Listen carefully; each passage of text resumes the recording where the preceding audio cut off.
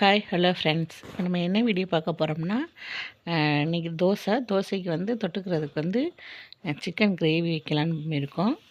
வாங்க எப்படி வைக்கலான்னு பார்க்கலாம். நான் எப்படி வைக்கிறேன்னு எண்ணெய் ஊற்றி சோம்பு வெடித்ததுக்கப்புறம் சின்ன வெங்காயம், வரமிளகா 4-5, பட்டை மிளகா போட்டு நல்லா அரை வெதக்காடு வதக்கிடணும்.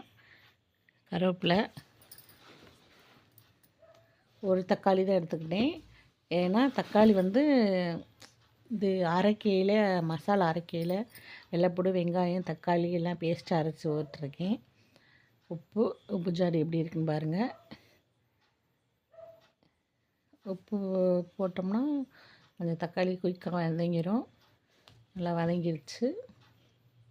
இப்போ அந்த அரைச்ச பேஸ்ட்டு இது என்னென்னா வெங்காயம், வெள்ளைப்பூடு, இஞ்சி, மிளகு, சீரகம், சோம்பு அரைச்சாச்சு. அரைச்சி நல்லா எண்ணெய் பிரிய வதக்கிட்டு, பச்சை வாசனை போக நல்லா வதக்கிட்டு, மஞ்சப்பொடி, மிளகாப்பொடி, வீட்டில் அரைச்ச மிளகாப்பொடி போக கொஞ்சம் கலருக்காக தனி மிளகாப்பொடி அது கொஞ்சம் சேர்த்துருக்கேன். சேர்த்து மிளகாப்பொடி பச்சை வாசனை போக வரைக்கும் நல்லா வதக்கி விட்டாச்சு. இப்போயே மிளகாப்பொடிலாம் சேர்த்து சிக்கன் வேக விட்டோம்னா கொஞ்சம் சிக்கனில் மசாலா நல்லா சேர்ந்துடும். சிக்கனை வேக விட்டுட்டு மசாலா சேர்த்தோம்னா அது சேராது, அது ஒரு மாதிரியாக இருக்கும். நான் வந்து இப்படி தான் வைப்பேன். மிளகா அப்படி போட்டு நல்லா பச்சை வாசனை வதக்கி விட்டு அதுக்கப்புறம் சிக்கன் வந்து 200 ரூபாய்க்கு தான் வாங்கினோம். நல்லா வதக்கியாச்சு. நல்லா வதக்கிடணும் பேஸ்ட்டாக.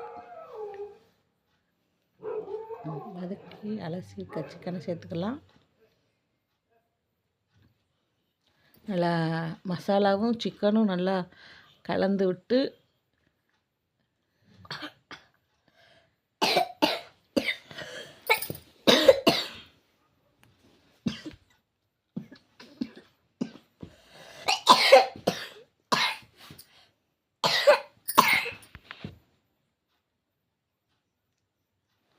நல்லா வதக்கியாச்சு. நல்லா பரட்டி விட்டு மசாலாவும் சேர்த்து மூடி போட்டு மூடினோம்னா சிக்கனில் இருக்க தண்ணி ஊறி நல்லா ஒரு கிரேவி கன்சிஸ்டன்சிக்கு வந்துடும்.